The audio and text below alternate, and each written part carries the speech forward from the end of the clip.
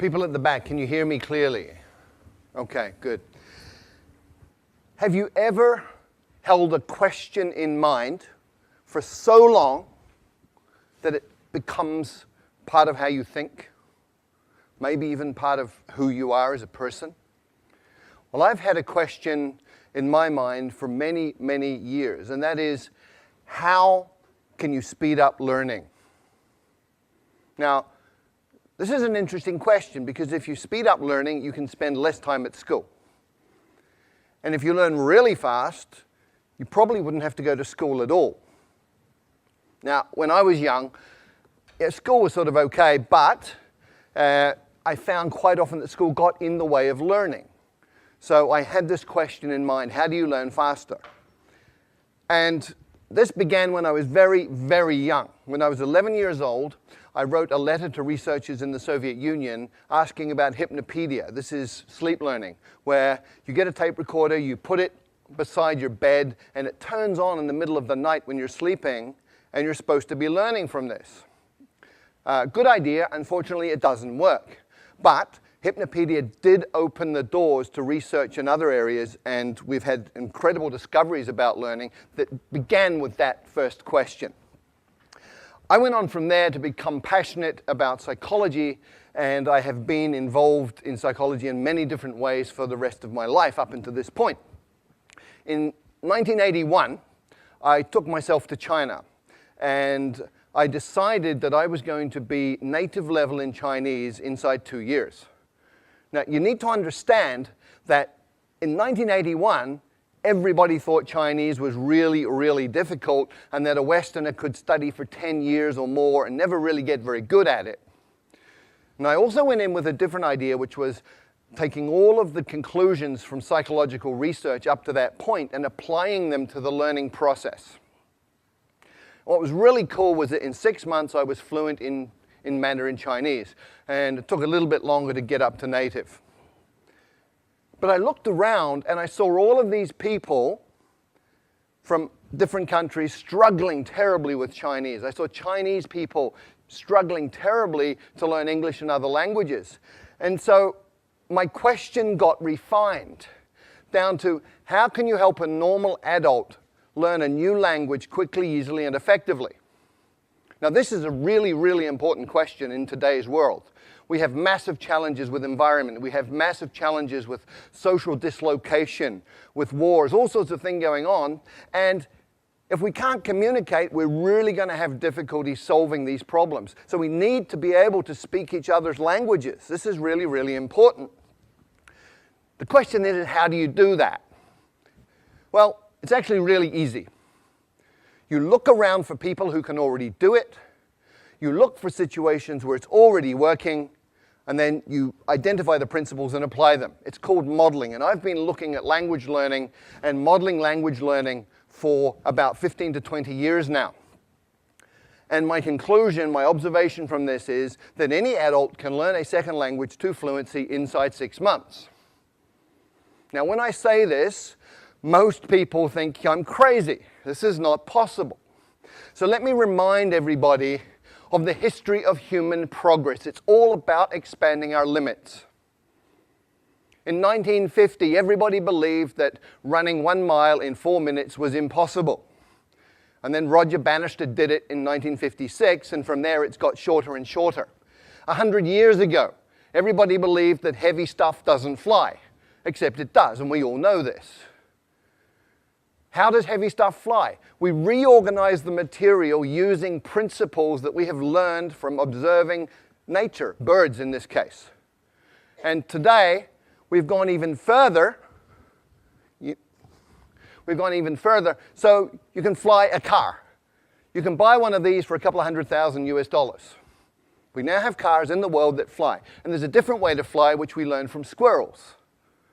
So all you need to do is copy what a flying squirrel does, build a suit called a wingsuit, and off you go. You can fly like a squirrel. Now, most people, a lot of people, I wouldn't say everybody, but a lot of people think they can't draw.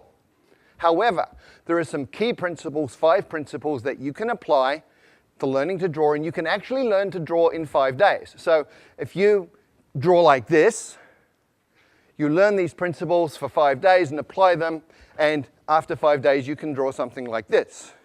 Now I know this is true because that was my first drawing, and after 5 days of applying these principles, that was what I was able to do.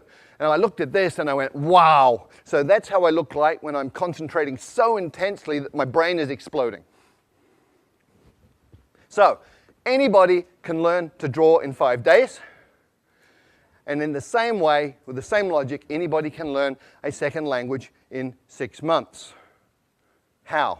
There are 5 principles and 7 actions. There may be a few more, but these are absolutely core. And before I get into those, I just want to talk about 2 myths. I want to dispel 2 myths. The first is that you need talent. Let me tell you about Zoe. Zoe came from Australia, went to Holland, was trying to learn Dutch, struggling extremely a great deal, and finally, people were saying you're completely useless, you're not talented, give up, you're a waste of time, and she was very, very depressed. And then she came across these 5 principles. She moved to Brazil and she applied them, and in 6 months she was fluent in Portuguese. So talent doesn't matter. People also think that immersion in a new country is the way to learn a language, but look around Hong Kong. Look at all the Westerners who've been here for 10 years who don't speak a word of Chinese. Look at all the Chinese living in America, Britain, Australia, Canada, who've been there 10, 20 years, and they don't speak any English. Immersion per se does not work. Why? Because a drowning man cannot learn to swim. When you don't speak a language, you're like a baby, and if you drop yourself into a context which is all adults talking about stuff over your head, you won't learn. So, what are the 5 principles that you need to pay attention to? First, there are 4 words. Attention, meaning, relevance, and memory. And these interconnect in very, very important ways, especially when you're talking about learning. Come with me on a journey through a forest. You go on a walk through a forest and you see something like this. Little marks on a tree. Maybe you pay attention, maybe you don't. You go another 50 meters and you see this. You should be paying attention. Another 50 meters, if you haven't been paying attention, you see this.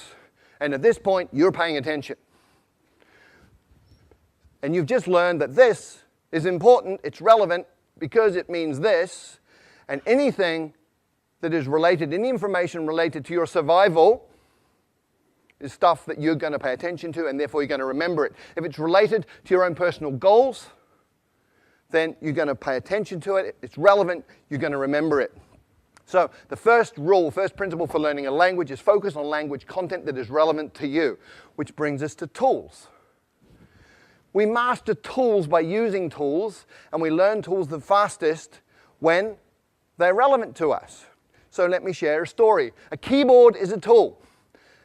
Typing Chinese a certain way, there are methods for this. That's a tool. I had a colleague many years ago who went to night school Tuesday night, Thursday night, 2 hours each time, practicing at home. She spent 9 months, and she did not learn to type Chinese. And one night we had a crisis. We had 48 hours to deliver a training manual in Chinese. And she got the job. And I can guarantee you, in 48 hours, she learned to type Chinese because it was relevant, it was meaningful, it was important. She was using a tool to create value. So the second principle for learning a language is to use your language as a tool to communicate right from day one, as a kid does. When I first arrived in China, didn't speak a word of Chinese. And on my second week, I got to take a train ride overnight. I spent 8 hours sitting in the dining car talking to one of the guards on the train. He took an interest in me for some reason.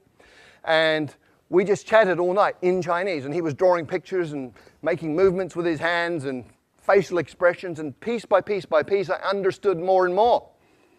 But what was really cool was 2 weeks later, when people were talking Chinese around me, I was understanding some of this. And I hadn't even made any effort to learn that. What had happened, I'd absorbed it that night on the train, which brings us to the third principle. When you first understand the message, then you will acquire the language unconsciously. And this is really, really well documented now. It's something called comprehensible input. There's 20 or 30 years of research on this. Stephen Krashen, a leader in the field, has published all sorts of these different studies. And this is just from one of them. The purple bars show the scores on different tests for language. The green and the purple people were people who had learned by grammar and formal study. The green ones are the ones who learn by comprehensible input. So comprehension works. Comprehension is key. And language learning is not about accumulating lots of knowledge. In many, many ways, it's about physiological training. A woman I know from Taiwan did great in English at school. She got A grades all the way through, went through college, A grades, went to the US and found she couldn't understand what people were saying. And people started asking her, "Are you deaf?" And she was English deaf. Because we have filters in our brain that filter in the sounds that we are familiar with, and they filter out the sounds of languages that we're not. And if you can't hear it, you won't understand it. If you can't understand it, you're not going to learn it. So you actually have to be able to hear these sounds. And there are ways to do that, but it's physiological training. Speaking takes muscle. You've got 43 muscles in your face. You have to coordinate those in a way that you make sounds that other people will understand.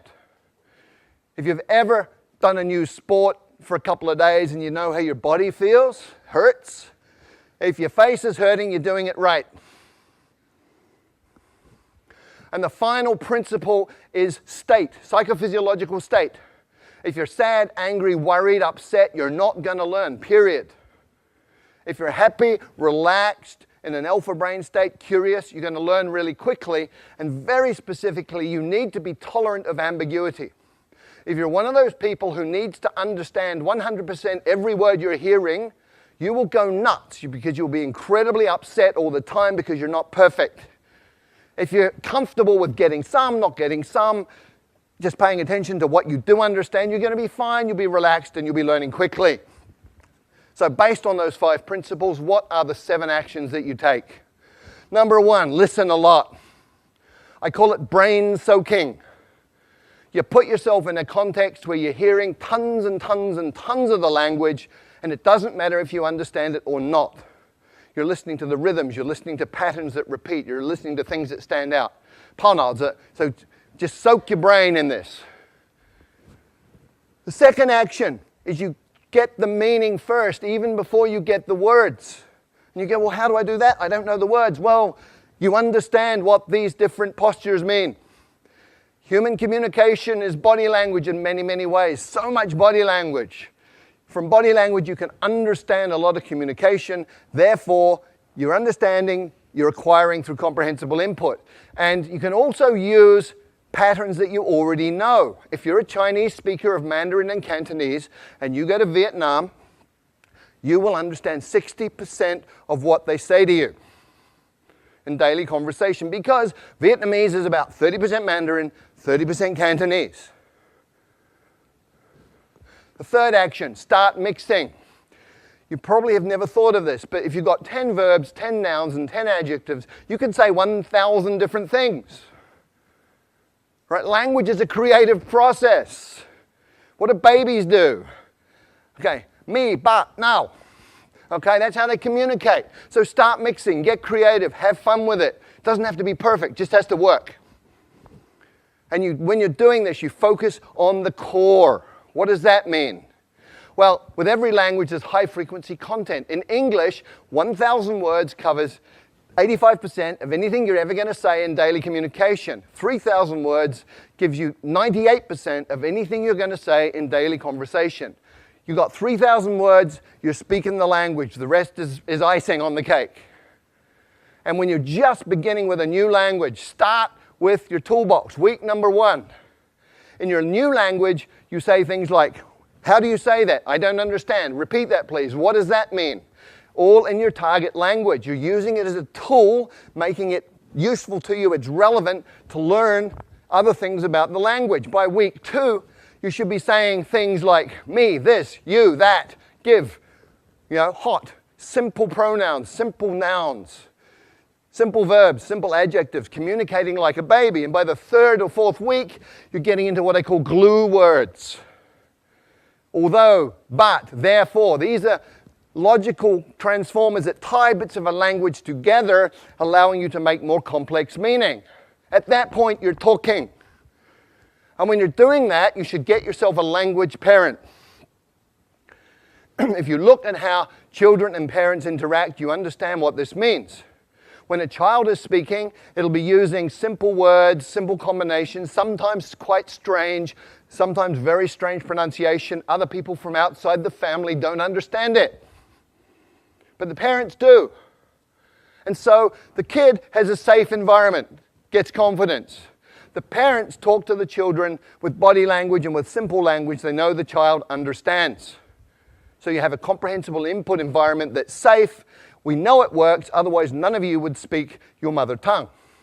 So you get yourself a language parent who's somebody interested in you as a person who will communicate with you essentially as an equal, but pay attention to help you understand the message.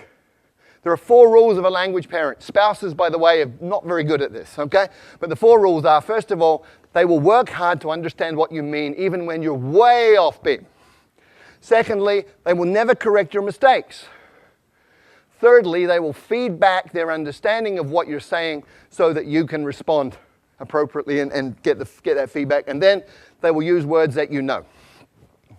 The 6th thing you have to do is copy the face. You've got to get the muscles working right so you can sound in a way that people will understand you. There's a couple of things you do. One is you need to hear how it feels and feel how it sounds, which means you have a feedback loop operating in your face. But ideally, if you can look at a native speaker and just observe how they use their face, let your unconscious mind absorb the rules, then you're going to be able to pick it up. And if you can't get a native speaker to look at, you can use stuff like this. Sing, song, king, sung, hung. And the final idea here, the final action you need to take is something that I call direct connect.